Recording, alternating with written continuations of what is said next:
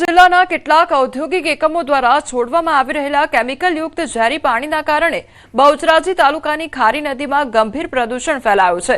નદીનું પાણી કાળા શાહી જેવું બની જતા હજારો માછલીઓ અને જળચર જીવોના મોત નીપજ્યા છે, જ્યારે આસપાસના 50 જેટલા ગામોના ખેડૂતો અને પશુપાલકો મુશ્કેલીમાં મુકાઈ ગયા છે। દુર્ગંધયુક્ત ઝેરી પાણીના કારણે ઊભા પાકને નુકસાન થવાની પણ ભીતિ ઊભી થઈ છે અને પશુઓ પણ પાણી પીવાથી દૂર ભાગી રહ્યા છે। હવે સમગ્ર મામલે ગુજરાત પ્રદૂષણ નિયંત્રણ બોર્ડે પાણીના નમૂનાઓ લઈ તપાસ શરૂ કરી છે। કેમિકલયુક્ત કંપની છે, એ કંપનીમાંથી પાણી છોડવામાં આવે છે કેમિકલયુક્ત। એમાંથી ઘણા ખરા જીવજંતુઓ, જે જળચર જે જીવજંતુ હોય છે એ મરી ગયા છે। પ્લસ બીજું કે જે ઢોર ઢોકરા આજુબાજુના ખેતરોમાં બધા પશુપાલનવાળા લોકો રહેતા હોય છે, તો જો ઢોર જો પાણી પીવા હોય તો પાણીના ગંધથી જ દૂર ભાગે છે, બરાબર। તો અમારી તો સરકાર જોડે એટલી જ માંગ છે કે આ કેમિકલયુક્ત પાણી બંધ કરાવો અને કંપની સામે કાયદેસરના પગલાં તમે લો। એક મહિનાથી અહીંયા અમે બધા ખૂબ હેરાન થઈએ છીએ, પણ છેલ્લા લાસ્ટ 15 દિવસથી એટલું કેમિકલયુક્ત પાણી અહીંયા અંદરથી પસાર થઈ રહ્યું છે, જેના કારણે અસંખ્ય માછલીઓ પાણીની અંદર તડપી અને મરી ગઈ છે। અહીંયા એટલી બધી દુર્ગંધ મારી રહી છે કે અહીંયા આપણે ઊભા રહી શકતા નથી। તો એવા અહીંયા ખેડૂતો આવા પાણીથી સિંચાઈ કરી રહ્યા છે। તો સાહેબ, ખરેખર ખેડૂતોના પાકોમાં ખૂબ નુકસાન આવ્યું છે। બનાસકાંઠાના કુંભાસણ ગામમાં ગૌચર જમીન બચાવવા માટે ગ્રામજનોએ હવે આર પારની લડાઈ શરૂ કરી છે। જેટકોના 765 કેવી સબસ્ટેશન માટે ગામની ગૌચર જમીન ફાળવવાના પ્રસ્તાવ સામે ખેડૂતો પશુપાલકો મોટી સંખ્યામાં પાલનપુર કલેક્ટર કચેરીએ પહોંચ્યા હતા। ગ્રામજનોનું કહેવું છે કે ગ્રામસભામાં સર્વાનુમતે વિરોધનો ઠરાવ પસાર થયા છતાં પ્રસ્તાવ આગળ વધતા ગ્રામજનોમાં ભારે રોષ જોવા મળી રહ્યો છે। ગૌચર બચાવો, પશુધન બચાવોના નારા સાથે ગ્રામજનોએ વહીવટીતંત્રને આવેદનપત્ર પાઠવી ગૌચર જમીન બચાવવાની માંગ કરી છે। સ્થાનિકોનું કહેવું છે કે આ લડત માત્ર એક ગામ પૂરતી સીમિત નથી, આસપાસના ગામડાના પશુપાલકો પણ અહીંની ગૌચર જમીન પર નભે છે। જો રજૂઆત છતાં પ્રશાસન માંગ ધ્યાને નહીં લે તો ગ્રામજનો પોતાના પશુઓ સાથે કલેક્ટર કચેરીએ હલ્લાબોલ કરશેની ચીમકી પણ ઉચ્ચારવામાં આવી છે। અમારા કુંભાસણ ગામે ગૌચરની જમીન જે પંચાયત હસ્તક આવેલી છે, જેનો સર્વે નંબર 9 1281 ને 1570 છે। સદરૂ સર્વે નંબરમાંથી જેટકોને લગભગ 150 વીઘા જેવી જમીન એ અમારા અગાઉના સરપંચશ્રીએ ઠરાવ કરીને આપી હતી, પણ ગામ લોકોનો વચ્ચે વિરોધ થતો સરપંચશ્રીએ ઠરાવ રદ કર્યો છે। ગ્રામસભાએ બી ઠરાવ રદ કર્યો છે। એના પછી આખા ગામની વસ્તી ભેગી થઈ હતી અને ગામ સામૂહિક પણ માગણી કરી છે કે ભાઈ જેટકોને જે આપેલી જમીન છે એ રીતે આપણે રદ થવી જોઈએ।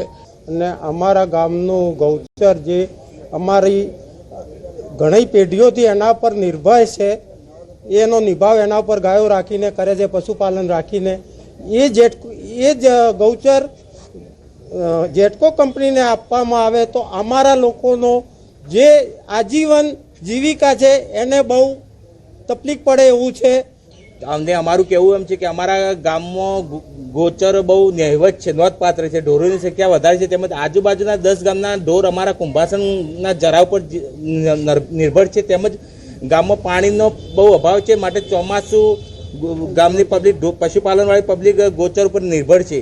માટે આ ગોચર જેટકો કંપનીને ફાળવવા માનનીય કલેક્ટર સાહેબને અમે આવેદનપત્ર આપે કે ગોચર જેટકો કંપનીમાં ફાળવવામાં ના આવે। રાજકોટના ગોંડલ ખાતે શ્રી વિઠ્ઠલભાઈ રાદડિયા જૂથ સેવા સહકારી મંડળી લિમિટેડની 54મી વાર્ષિક સામાન્ય સભા ભવ્ય રીતે યોજાઈ। પટેલવાડી ખાતે આયોજિત આ કાર્યક્રમમાં મુખ્ય અતિથિ તરીકે અલ્પેશ કથિરિયા ઉપસ્થિત રહ્યા। સભામાં સંસ્થાએ ચાલુ વર્ષે 50 લાખ રૂપિયાનો ચોખ્ખો નફો નોંધાવ્યો હોવાની જાહેરાત પણ કરવામાં આવી હતી।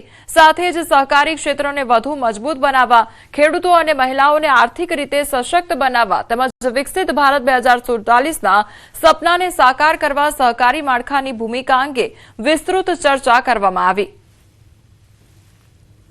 સેવા સહકારી મંડળીની 54મી વાર્ષિક સાધારણ સભામાં ઉપસ્થિત થઈ સૌ ખેડૂતોને મળવાનું થયું, આગેવાનોને મળવાનું થયું અને આવા જ સહકારી માધ્યમથી, સહકારી મંડળીના માધ્યમથી ખેડૂતની ખેતીલક્ષી અને સંલગ્ન પ્રવૃત્તિઓનો ખૂબ વિકાસ થાય, ખૂબ પ્રગતિ થાય અને સૌ ખેડૂતો સમૃદ્ધ બને અને સહકારી ક્ષેત્રનું જે માળખું છે, એનો જે હેતુ છે કે સહકારથી સમૃદ્ધિ એ સફળ થાય એવી મા ઉમા ખોડલના ચરણોમાં પ્રાર્થના કરું છું। અહીંયા જે અમારી ચર્ચા થઈ એ સહકાર મંત્રાલયના 5 વર્ષ ઉજવણીની, ટ્રેનિંગની, શિક્ષણની અને એક વસ્તુ જે સામે આવી એ કે આ મંડળી 50 લાખનું ચોખ્ખો નફો કર્યો છે, બિઝનેસ કરે છે, કોઓપરેટિવ બહુ સારી રીતે અહીંયા કામ કરે છે. અમને પાસે ભંડારણની સુવિધા છે, બિઝનેસ સ્ત્રોત છે. એના બદલ બધા સભાસદને હું કોંગ્રેચ્યુલેશન્સ આપું. વિદેશમાં મુશ્કેલીમાં મુકાયેલી બોરસદની 2 દીકરીઓ આખરે સુરક્ષિત રીતે વતન પરત ફરી છે. અમેરિકા જવાના પ્રયાસ દરમિયાન અઝરબૈજાનમાં ફસાઈ ગયેલી બંને યુવતીઓને લાઓસ સ્થિત ભારતીય દૂતાવાસે તાત્કાલિક કાર્યવાહી કરીને બચાવી. સમગ્ર મામલે સાંસદ મિતેશભાઈ પટેલે સરકાર અને વિદેશ મંત્રાલય સાથે સતત સંપર્કમાં રહી રજૂઆતો કરી હતી. તો યુવતીઓ વતન પહોંચતા સાંસદ મિતેશભાઈ પટેલે તેમના ઘરે જઈ પરિવારજનોની મુલાકાત લઈ ખબર અંતર પૂછ્યા હતા. તો સફળ રેસ્ક્યુ બાદ પરિવારમાં ખુશીનો માહોલ જોવા મળ્યો છે.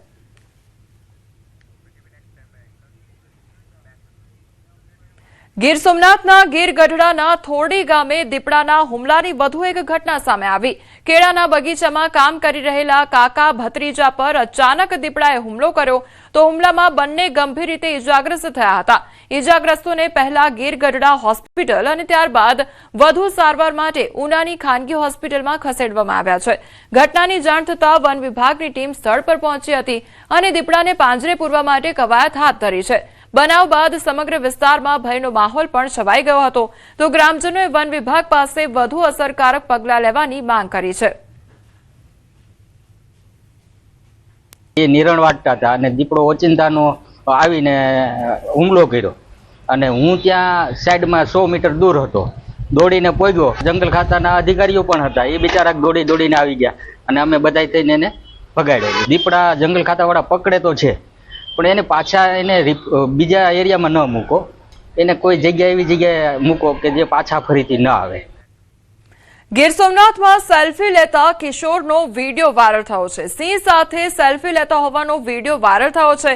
તો વિડીયો ગીર ગઢડા પંથકના ગામનો હોવાનું અનુમાન લગાવવામાં આવી રહ્યું છે. સિંહોની નજીક જઈ જીવના જોખમે સેલ્ફી લેતા કિશોરનો આ વિડીયો હવે ચર્ચાનો વિષય બન્યો છે. વિડીયો વાયરલ થતા સિંહોની સુરક્ષા અને વન વિભાગની જાગૃતિ અંગે ફરી એકવાર સવાલો ઉભા થયા છે. વન વિભાગે મામલાની તપાસ કરી જરૂરી કાર્યવાહી કરવાની માંગ પણ ઉઠી છે.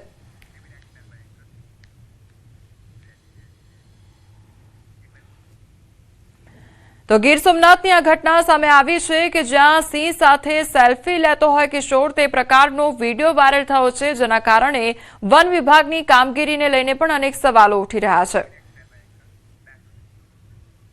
જૂનાગઢમાં ખુલ્લા કુવામાં ખાબક્યું હતું સિંહબાળ, ત્યારે માંગરોળના કુકસવાડા ગામની આ ઘટના સામે આવી છે. સિંહબાળ કુવામાં ખાબકતા વન વિભાગને જાણ કરવામાં આવી તો વન વિભાગે સિંહબાળનું રેસ્ક્યુ કરી સીમર એનિમલ કેર સેન્ટર ખસેડવામાં આવ્યું હતું.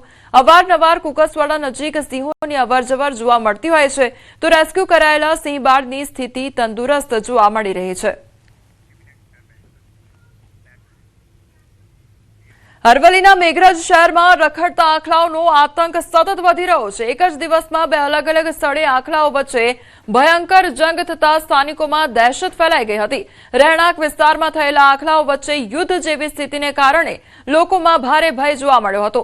મુખ્ય બજાર માર્ગ પર આખલાઓ બાખડતા રસ્તા પર પાર્ક કરેલી એક બાઇકને પણ નુકસાન થયું. અવારનવાર થતી ઘટનાને પગલે સ્થાનિકોમાં તંત્ર સામે રોષની લાગણી જોવા મળી રહી છે. લોકોનું કહેવું છે કે કોઈ મોટી દુર્ઘટના સર્જાય તે પહેલા તંત્ર તાત્કાલિક કડક કાર્યવાહી કરે તે ખૂબ જરૂરી છે. આળસ ખંખેરીને કામે લાગી જાઓ, અધિકારીઓને આ ટકોર કરી છે રાજ્યકક્ષાના મંત્રી રમેશ કટારાએ. અને ગોધરા ખાતે યોજાયેલા વિકસિત ભારત સંકલ્પ સંમેલનમાં રાજ્યકક્ષાના રમેશ કટારાએ અધિકારીઓને આળસ છોડી કામ કરવાની આડકતરી રીતે કડક ટકોર કરી હતી. પીએમ મોદીના નેતૃત્વવાળી સરકારની લોક કલ્યાણની વિવિધ યોજનાઓનો ઉલ્લેખ કરતા તેમણે જણાવ્યું કે મોદી સાહેબ જનતા માટે ઘણી યોજનાઓ આપે છે. મંત્રીશ્રીએ જેનું ખાઈએ તેનું ગાઈએ એવું સચોટ દ્રષ્ટાંત આપીને સ્પષ્ટ શબ્દોમાં સંભળાવ્યું હતું કે કામમાં સહેજ પણ આળસ રાખ્યા વિના ફરજ તો પૂરી નિષ્ઠાથી બજાવવી જ પડશે, જેથી સરકારની યોજનાઓ છેવાડાના માનવી સુધી પહોંચી શકે.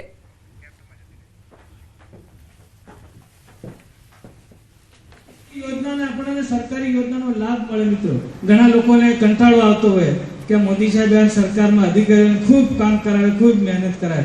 મિત્રો એટલો બધો પગાર પણ આપે એટલે કામ તે કરવામાં આળસ ક્યારે